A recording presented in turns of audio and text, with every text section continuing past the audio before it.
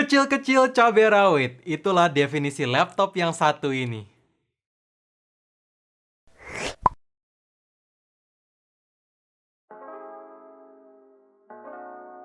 So guys, welcome back to Updated Edition channel. Nama gue Greg, jadi sekarang ini gue mau nge-review laptop dengan ukuran yang sangat compact. Tapi tunggu dulu, walaupun ini laptop compact, tapi faktanya punya performa ngebut yang bisa banget dipakai untuk kerja maupun kebutuhan gaming, yaitu laptop Asus ZenBook UX 325. Seperti biasa, sebelum video ini dimulai, boleh dong minta supportnya dengan cara like, dan langsung aja tanpa basa-basi lagi, let's check it out. Seri Premium ZenBook itu nggak pernah bohong dalam segi kualitas layarnya. Ini sih terbaik. Selama 2 minggu menggunakan laptop ini untuk kebutuhan kerja, main, sampai nonton, kualitas layarnya itu bagus banget.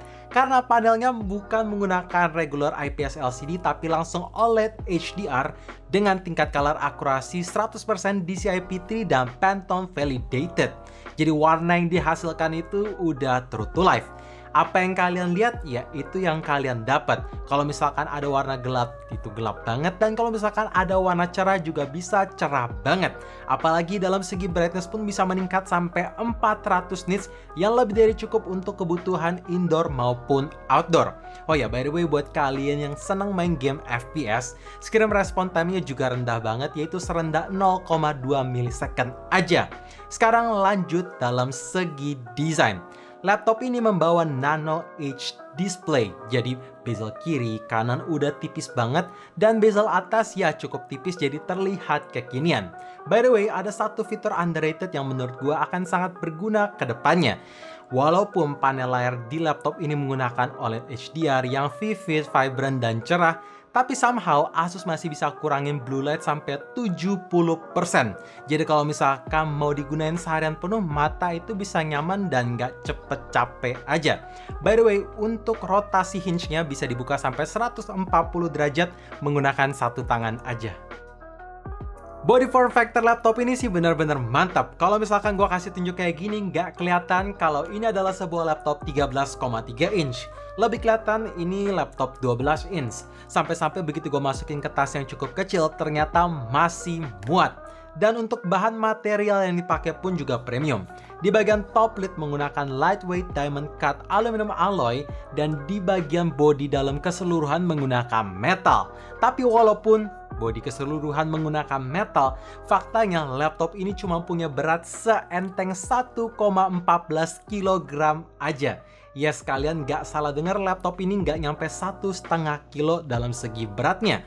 Jadi kombinasi body compact dan body ringan benar-benar combo buat yang senang kerja di luar atau mobile. Dan kita ngomongin soal desain, ya masih membawa seperti ciri khas Asus, simple, minimalis. Di bagian balik layar top lid cuman ada logo Asus yang mengkilat, dan di sekeliling layar atau di sekeliling ujung layar dibuat mengkilat. Jadi kalau misalkan kena pantulan cahaya, ya kelihatan keren. Dan untuk finishing dalam, ya made simple, polos aja sih. Oh ya, by the way, laptop ini masih membawa ergolift hinge yang akan sangat berguna untuk typing experience, sound quality, dan sirkulasi udara. Dan kalau misalkan masih diragukan dalam segi kualitasnya, tenang, laptop ini udah dapat sertifikat military grade MIL STD 810G. Jadi udah diuji coba secara langsung sama ahlinya. Banyak orang cukup pesimis ketika ngelihat laptop dengan ukuran sekecil ini. Apakah akan punya performa yang ngebut? Well, jawabannya zaman semakin maju, jadi otomatis yang dulu nggak mungkin sekarang bisa jadi mungkin. Oleh karena itu gue mau kasih tahu dulu spesifikasi unit yang sekarang gue pegang. Untuk prosesor menggunakan Intel 11 Gen i7 1165G7 dengan 4 core plus 8 thread, GPU on board Intel Iris X Graphic, RAM 16GB LPDDR4X dengan speed 4266 MHz, storage 512GB PCIe 3 NVMe SSD, dan OS menggunakan Windows 10 Home.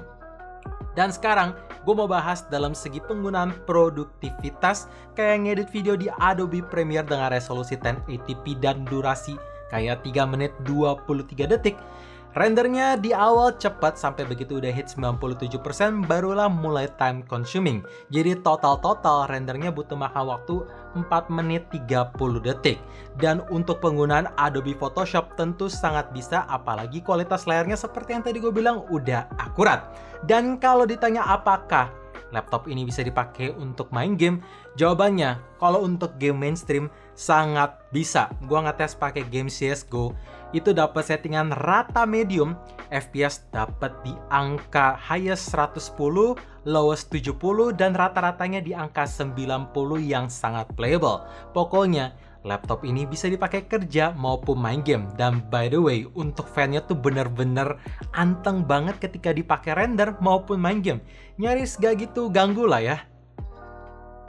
Battery life di laptop ini diklaim sama Asus bisa bertahan 13 jam. Jujur gua rada pesimis. Apa iya laptop sekecil ini bisa bertahan segitu lama? Dan setelah gua coba pakai setiap harinya, ternyata beneran bisa bertahan dari pagi sampai sore menjelang malam dalam sekali ngecharge. Pokoknya udah awet. Dan ketika kalian perlu ngecharge, laptop ini support 65 watt fast charging yang bikin pengisian daya dari 0 sampai 60% cuma makan waktu 49 menit aja. Tapi dengan catatan, ya tentu laptop harus dalam keadaan mati. Kalau misalkan lagi dipakai, ya bakalan lebih lama secara ada daya yang masuk dan ada daya yang keluar juga. By the way, untuk brick chargernya menurut gue ini cukup compact juga sih. Sesuai lah sama laptopnya yang compact. Untuk sistem unlock di laptop ini masih mengandalkan fitur IR Camera Face Recognition yang terintegrasi dengan fitur Windows Hello. Dan untuk performa unlocknya, ya sama seperti biasanya selalu cepat plus pastinya aman juga. Dan sekarang gue mau bahas dalam segi webcam atau kualitas webcam, memang ada peningkatan tapi dalam segi software. Karena Asus menaruh algoritma baru di IR Camera, sehingga ketika kalian lagi melakukan video call terus cahayanya kurang, maka exposure dan white balance bisa auto adjust biar skin tone terlihat natural. Tapi udah saatnya gua rasa Asus bisa step up the game atau step up the bar untuk memberikan kualitas hardware 1080p di webcam mereka, sehingga pas melakukan video call tentu bisa lebih tajam aja. Apalagi sekarang ini kebanyakan orang masih WFA, jadi ya tentu webcam sangat diandalkan. Sekarang kita ngomongin soal port I/O. Di samping kiri terdapat satu HDMI port, 2 Thunderbolt 4 USB-C, dan ada battery indicator. Sedangkan di samping kanan ada satu USB 3.2 Gen 1 Type A, satu microSD reader, dan power indicator. Notice ada yang hilang? Yes, jawabannya LAN port dan port jack 3.5 sudah hilang dari laptop yang satu ini. Jadi ketika kalian mau denger lagu ataupun nonton menggunakan earphone ataupun headset kabel, harus punya adapter. Tapi untungnya kalau misalkan soal LAN port, Asus masih memberikan adapter di dalam boxnya. Jadi ketika kalian perlu dedicated internet, ya tinggal colokin aja adapter tersebut. Dan lagi-lagi cukup disayangkan karena laptop ini termasuk sangat tipis, jadinya USB Type ini cuma tersedia satu. Jadi make sure kalian harus punya USB port hub tambahan sehingga lebih enak colok sana sininya, nggak usah ganti-gantian. Karena makin banyak portnya lebih fleksibel aja. Dan ada satu hal yang gue suka. Kalau faktanya ketika kalian suka ngecharge tapi pengen pakai terus, kalian bisa atur untuk baterainya diisi sampai 60% aja sehingga tidak merusak battery health-nya. Dan kalau misalkan kalian pengen ngecharge 100% terus langsung cabut juga bisa. Jadi lebih fleksibel tanpa harus ngurangin battery health. By the way, buat kalian penasaran, Bang, untuk charging port laptop ini di mana? Jawabannya ya tadi menggunakan port USB Type-C. Karena sudah support Thunderbolt 4, jadi bisa colokin ekstra monitor dengan resolusi 4K, colokin ekstra GPU, sampai mau ngecharge semuanya bisa lebih fleksibel aja. Layout keyboard di laptop ini tentu belum membawa full size 100%, tapi surprisingly Asus masih bisa memberikan edge-to-edge design keyboard sehingga tidak ada space yang terbuang.